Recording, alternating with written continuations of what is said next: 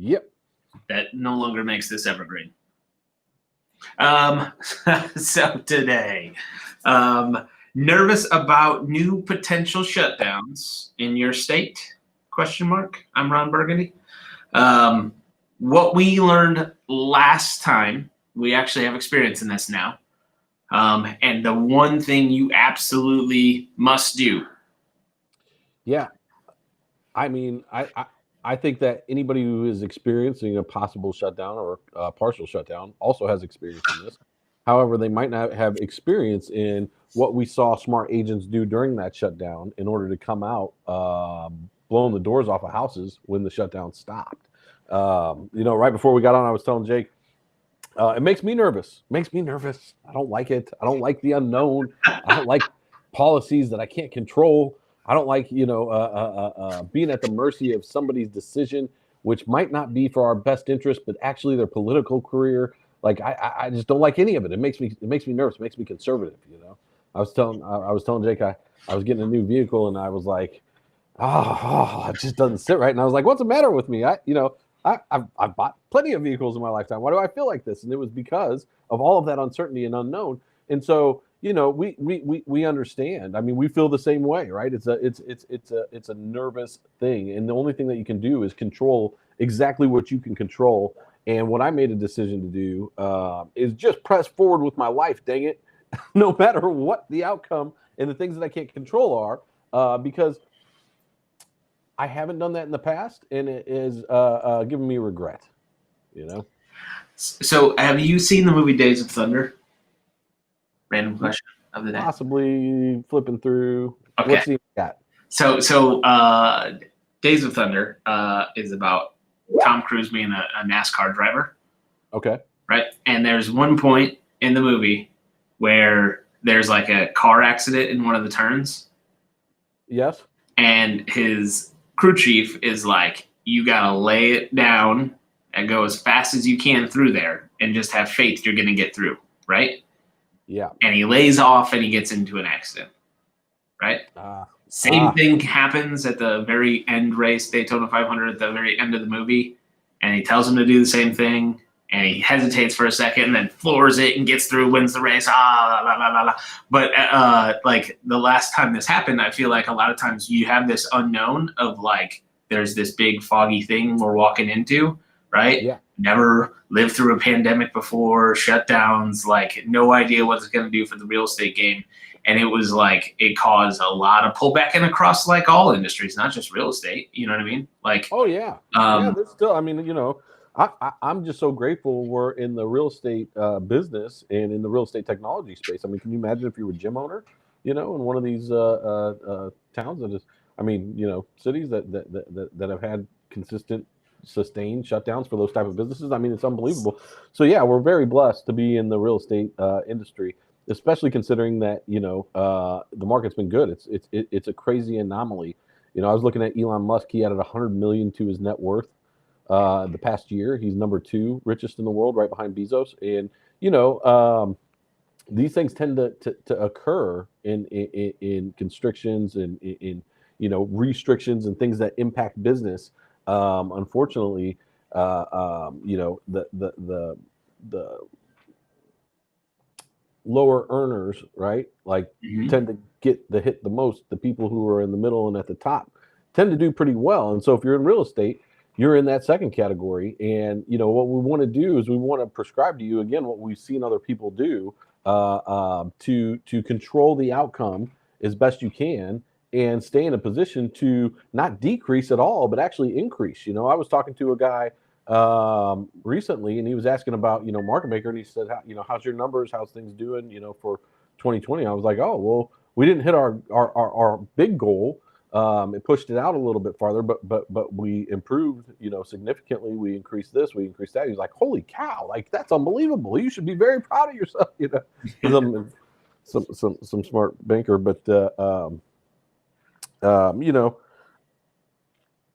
I think that is the key. I think the key is to keep your mind on what you want off of what you don't want, and to make sure that you have the ability to press forward and persevere. And so what we saw other agents do during the shutdown, the ones who had the wherewithal, which takes some planning, They kept their foot on the gas, right? So they continued to market. They continued to call people. People were much more likely to answer the phone. And what they were able to do is build a nice big pipeline. So as soon as the clouds cleared, right, they just had track to hit the ground running, and they did, and they made a lot of money. And so, the saying is, when people are greedy, be fearful. When people are fearful, be greedy. And that's your time to take over market share. That's your time to push and have faith on for a couple of things. Number one, this will pass, just like it did last time, just like everything that has ever impacted America passes. And number two, real estate is not going away. People still need a place to live. And I was at the jewelry shop the other day, Jake, and I was looking in their watch section, and they had one Rolex in the entire case. And I was like, where'd all the watches go? Did they stop making them? And she said, no, we can't keep them in stock because people keep buying them. And so, as these economic policies due to COVID pushing money towards businesses, PPP money, things of that nature, people are putting that back into the economy and spending it, and they're also spending it on houses. Up at Lake of the Ozarks, I was talking to an appraiser, and he said people are buying houses there sight unseen for 7 figures, paying cash from the coasts, simply because the restrictions aren't there at Lake of the Ozarks, and they want to have some relief from that and some freedom. So he's like, they're literally buying houses for $2-3 million cash, sight unseen, having me go appraise the things and make sure their money's safe before they fly down here and start to enjoy them. And so, I think that is maybe unfair as it sounds. The rich get richer. That's going to continue, and it's going to impact the real estate industry in a positive manner for the short-term foreseeable future. And you just want to be prepared to be there and get your piece. And for me, it doesn't matter if you bring a teaspoon or a bucket; like, it's still going to be there. It just decide how much you want to get, right? And buy low, sell high. Like when this happened last time, I think the craziest numbers I started seeing, like specifically always made me remember is the Miami numbers we had. So like at some point it was like 40 something cents for a buyer lead in Miami. So and normally it's probably $4 to $5. I mean, it's a competitive market there in Miami. 40. You're getting leads for literally 10 cents on the dollar, right? These same people are early out in the process, 3 months, 6 months, 12 months out from making a purchase.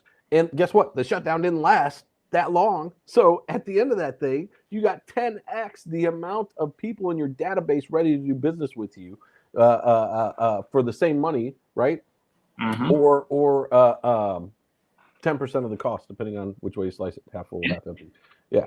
And it's relationship building. There's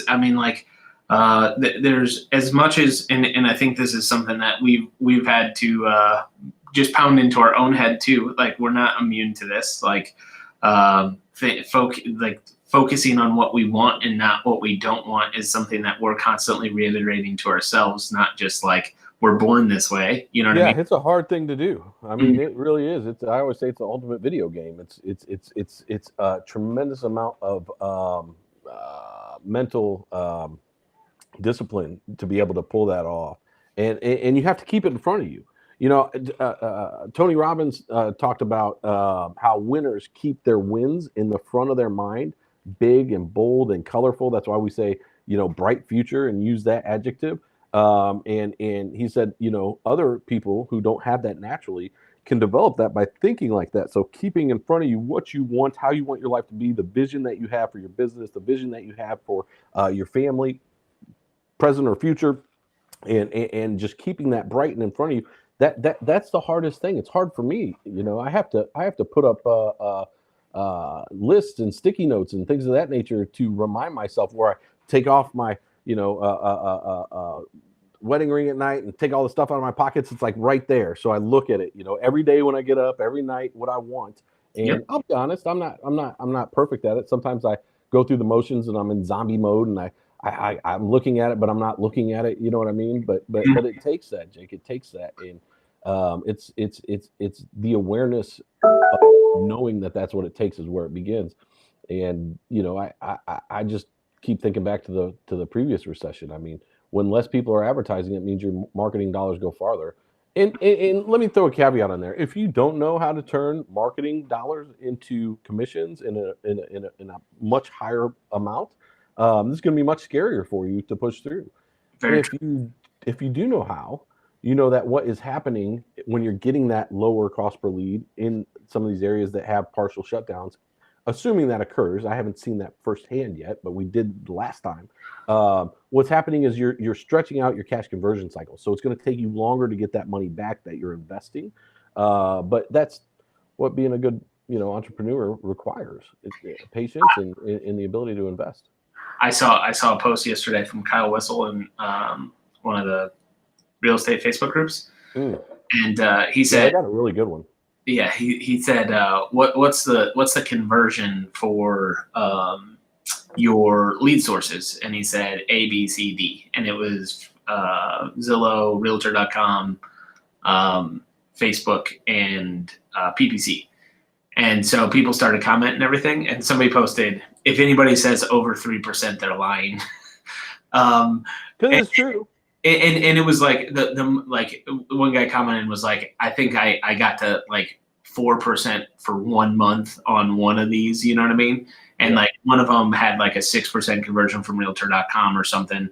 But for the most part, it was all like 0.05 and people that actually had real like down to the decimal, two places or something numbers that I was taking a little bit more serious. But it was like these people have unbelievable predictability. You know what I mean? Like per source, they know exactly what their conversion rate is. Yeah. And it like that is so freeing as a real estate agent. If you can know that you can put in, like, it's like a magic ATM machine, right? You can put in $100 into your checking account, and 3 months later, it's going to credit your account $1,000. Well, I mean, I think the lack of that is really the high turnover rate and lack of success in the industry. I mean, there's no other business, Jake. If you had a hamburger stand, you would not know, right? Like how long it's going to take you to sell that hamburger when you buy the beef and it expires in 3 weeks. It maybe at first you wouldn't know, but after you got it down, let me tell you something. You wouldn't be buying more beef than you need, and you wouldn't be buying less beef than you need, and you would know that beef per pound made into a patty, put on a bun, served to your customer is going to give you X amount of dollars in profit. I mean, there's not a business that I know, not even a hot dog stand, He's not even the ice cream truck guy. Like in the real estate business, I'm serious, man. He knows he's buying this inventory and he's going to sell it. It's going to take him X amount of days to sell it. And the next amount of days, he's going to get Y amount of money. And that's going to be Z amount of profit. In the real estate business, for whatever reason, I think it's because it's so easy to trip and fall over a deal. It's so easy to have like a family member or a friend give you a referral. And then you're like, well, why would I ever pay to get business? Because I can get it that way and it should be free. No, that's not the way to have any kind of consistency or predictability or the ability to scale at will, right? And especially, let me tell you, if you're responsible for other people and you have a team, like it is your duty, right, as an entrepreneur to make sure that you have a path and a track that they can run on that is going to provide them a predictable way to hit their goals. 100. The guy I talked to yesterday, Tom, he came on board. We had probably about an hour and a half chat, right? But I knew it was going to be a great conversation because how we started out, right? I was like, tell me what's going on, man. And he was like, here's the deal. I got a team. We're about 5 people. I tried to do the ISA thing. I got a current part-time ISA. But dude, I've been doing everything. We got YLOPO. I've had Commissions Inc. I've had this. We haven't been able to like predictably do it outside of me and get leads coming in where and I was just like, I'm so glad. So like we just had like a ridiculously good conversation about like his struggles and I'm like, dude, you are like right. Like this could not be a better timing for our conversation because all of your problems are what we can help you solve. But it was just a really good conversation. But there's so many people that are in that thing. He's successful. He's doing well. But it's like to get over that hump and provide some sanity to himself, 20 years into the business, and like, shouldn't be this hard anymore. Well, I mean, it is. There's more demanded of the entrepreneur today than ever before. I mean, there just really is. There's more to keep track of. There's more, you know what I mean? Like you got to respond. I mean, Facebook like gives us, flack if we don't respond to somebody in a certain amount of time. It's like, oh, you're going to lose your fast response rating. Well, I don't know what that does, but I don't want to lose something. I better stop what I'm doing. Sorry, son, I can't talk to you right now. Facebook's saying I have to work for them. Right, and make sure that their platform, their people, their customers are having a good experience. Yeah, get out of here, son. No, I'm not reading you a book right now. But anyway, I'm joking. But the truth is, there is just so much more demanded of us, and it's hard to cross that chasm, especially when you haven't, and you don't know the formula, and people are telling you you're picking it up piecemeal. It's like making cookies. If you put it in the wrong order, chocolate chip cookies, they ain't going to come out chocolate chip cookies. And the ingredients, you need an ISA, you need the leads, you need the buyer's agents. You just don't know the order in which to do that. And most importantly, the thing that, because I am a conservative guy and I don't like wasting anything, making sure that what you're doing for them isn't waste, making sure that you're able to keep them accountable and know that what you're providing for them is being taken care of properly. That's the hardest part. Yeah. But it was so funny to hear. The most telling part was like, he was describing like his day, right? And he was saying, I'm wearing all the hats and it's exhausting, without saying I'm wearing all the hats and it's exhausting. But he was like, I got to train the ISA. I got to manage the ISA. I don't even know what numbers. Then I got to manage the agents. And then I'm doing my own personal production still. So I still got clients that I'm taking care of. And I was like, you got all the, that's really heavy, isn't it? You know what I mean? And playing full court. Yeah. And that's why, like, for the people out there that want to build a team or are in the process of building a team, like, one of the best things that you can do is find someone like yourself or someone out there that has done it and has fallen, like, taken steps, being like, oh no, that one hurts. Don't step there. Like that, you'll fall quite a bit. Right. And then you have to start the level all over again. Like, you're pretty. I think the reason why a lot of people don't do that as quickly as they should is because they think, well, all real estate's local and my market's different, But the truth is, while that is accurate, it's like sprinkling in some truth to justify a statement and a belief. What are you doing? That's at Tony Robbins events. That's what he does to tell people that they're telling themselves a story. Oh, I love it. Yeah. No, it is. It is a story because there's so many things that are the same across no matter what, right? Like in the real estate business, in the buying process, in the lead generation process, in the lead conversion process. It's all very similar, market to market to market, no matter what. There are nuances. There's little differences from luxury, things of that nature, but essentially the game plan is the same. Bring in the leads, bring in the people raising their hand that are saying, hey, I'm over here and I'm interested in buying or selling in the near future. Do that consistently, convert them into face-to-face appointments, and you'll have metrics and a track to run on from that point. But other than that, like, it's just madness. I can't even imagine not doing that in any kind of a sales type of an organization, Yeah, like us, you know what I mean? Like, it's all very similar metrics, right? Like, well, yeah, we run this thing like a real estate business. I mean, that's the truth. Yeah. How many appointments did we have? How many did we actually meet with? Because that's all I know. Maybe there's a better way to do it. Nobody showed me, and there's not as many people I can go to and be like, hey, can you show me how you're running your software business as far as the sales marketing department's concerned? They'd be like, get out of here, kid. Get out of here. What are you doing? Yeah, I've tried. Old Rusty Brunson. Hey, bro. Hey. What you got? He actually did. He sent me a couple of funnels. That was cool. Actually made a huge impact for us. Very true. Yeah. Do a phone call. Yeah. That's what we got, you guys. Make sure that you are staying the course, very clear on what you want, know your numbers, and don't pull back if you can help not to, right? Don't pull back. Yep.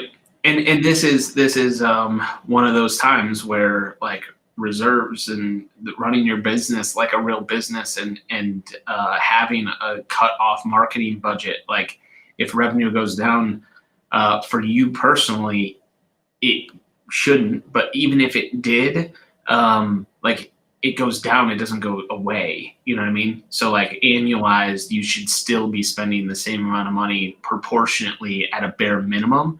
But I mean, like, again, whether you're shut down and headed into like worst case scenario, and I always love people like running worst case scenarios for people, because it kind of takes like that, like, okay, but what if this happens? What if this happens? I do this all the time. I'm like, okay, if everything stops tomorrow, right? I told you I called Reese. I was like, bro, I'm thinking about buying this car. I said, I don't know what's wrong with me. I'm having trouble pulling the trigger. He's like, do it. I was stupid. I drove the same car for 20 years until it started on fire. It was a mistake. Anyway, I said to him, I was like, do you ever just worry, like, what if it all stops? He said, no, I'm playing offense, not defense, Odo. And that's what he'd always say to me. That's what he always said, because I'm a defense guy. You know, I'm always trying to play defense. I'm like, oh, but what if? Anyway, I go to the worst case scenario. I close my eyes. I see it through. And then I realize the next day the sun comes up, I'm still alive.